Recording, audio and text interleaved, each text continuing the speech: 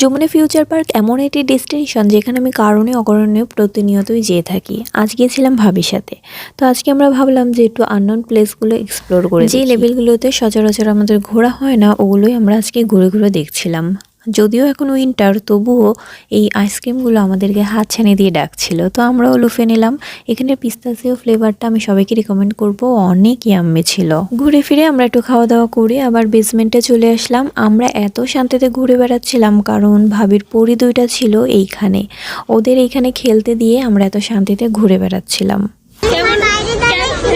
বাইরে দাঁড়াইছিলাম, কেমন লাগলো? আমরা সবাই যে যার কাজ করে আবার একসাথে মিলিত হয়েছি। এখন অলরেডি ক্লোজিং টাইম স্টার্ট হয়ে গিয়েছে, যমুনা ফিউচার পার্ক অফ হয়ে যাবে। তো আমরা এখান থেকে বের হয়ে যাচ্ছিলাম।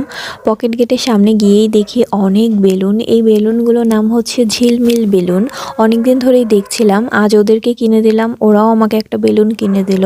তো ভালোই লাগছিল, আমি একটু ফটো তুলে নিচ্ছিলাম। So thank you for watching, by.